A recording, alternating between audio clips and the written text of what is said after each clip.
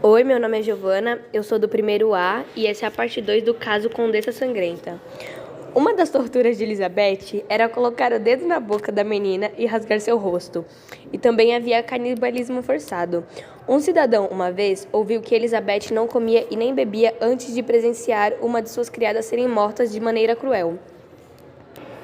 Havia um rumor que a condessa se banhava no sangue fresco de suas vítimas para preservar sua beleza.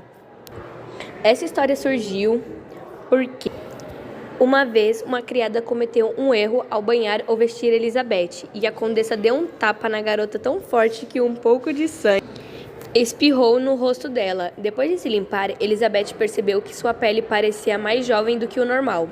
Por conta disso, ela criou a mania de se banhar em banheiras com sangue das criadas. Eram banhos secretos e sempre às 4 da manhã. Mas, como dizem, é apenas rumores, porque nenhum dos criados que testemunharam mencionaram os banhos de sangue. Muito sangue também foi derramado em sua casa, tanto que suas paredes eram manchadas de sangue. Elizabeth às vezes ficava tão ensopada que tinha que parar a tortura para trocar de roupa. Em 1690, Darvolha, sua cruel colaboradora, morreu subitamente e Elizabeth começou a ficar sem dinheiro. Ela agora estava recebendo conselhos de sua camareira, Erzsi Majorova, que, segundo alguns rumores, era uma bruxa da floresta. Elizabeth percebeu que precisava de mais dinheiro, uma fonte melhor de sangue, um sangue mais rico. A versão folclórica dessa história conta que o sangue camponês não estava mais atrasando seu envelhecimento. Então a bruxa da floresta sugeriu que ela precisava do sangue de meninas nobres.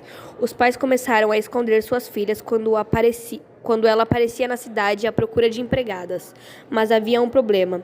Os camponeses eram fáceis de lidar, mas os nobres definitivamente tomariam alguma atitude caso sua filha desaparecesse.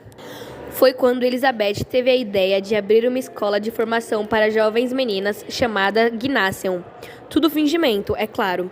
Quando os pais começaram a questionar a respeito das garotas, a desculpa bizarra de Elizabeth era que não havia arrestado nenhuma garota, porque uma das garotas tinha tantos ciúmes que acabou matando todas e depois se suicidou. Mas é claro que nessa altura do campeonato ela já não convencia mais ninguém, o que era suficiente para que o rei Matias agisse contra Elizabeth.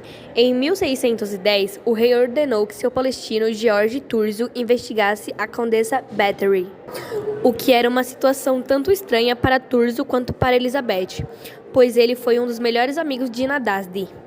Eles eram tão próximos que, perto de sua morte, Nadasdi pediu para que Thurzo protegesse sua esposa, e agora ele estava sendo convidado a investigar a condessa. Thurzo escreveu aos filhos de Elizabeth para pedir conselho. Eles chegaram a um acordo de que, se Elizabeth fosse realmente culpada, ela não seria levada a julgamento. Thurzo começou a interrogar alguns criados antigos e todos afirmavam que ela era culpada. Eles falavam sobre gritos pela casa, som de espancamentos e as manchas de sangue na parede. Com isso, Thurzo se escondeu na escuridão ao redor do castelo como uma esperança de pegar ela em flagra. Thurzo rastejou até o castelo acompanhado de guardas armados. De repente, os homens tropeçaram no corpo mutilado de uma menina perto da porta. O som dos gritos levou os homens a uma sala de tortura. Elizabeth foi pega e arrastada por todo o castelo, forçada a acompanhar as buscas dos outros corpos. Enquanto os homens andavam pelos corredores, Elizabeth gritava sua inocência e dizia que toda a violência testemunhada era culpa de seus criados. No dia seguinte, ela foi presa na masmorra do seu próprio castelo, o mesmo que abrigava corpos de meninas há algumas horas atrás. 306 pessoas testemunharam contra a condessa, inclusive os membros de seu esquadrão, que também estavam sendo torturados. Uma jovem testemunhou afirmando que a condessa matou cerca de 600 e 500 garotas, cujos nomes anotou em um pequeno caderno.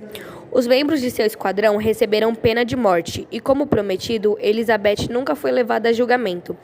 Mas, em vez disso, foi condenada à prisão perpétua em seu castelo encharcado de sangue. A condessa Elizabeth Bathory morreu no dia 22 de agosto de 1614, depois de reclamar que suas mãos estavam frias. A última coisa que fez foi deitar em sua cama e cantar. Seu corpo foi enterrado em um solo sagrado.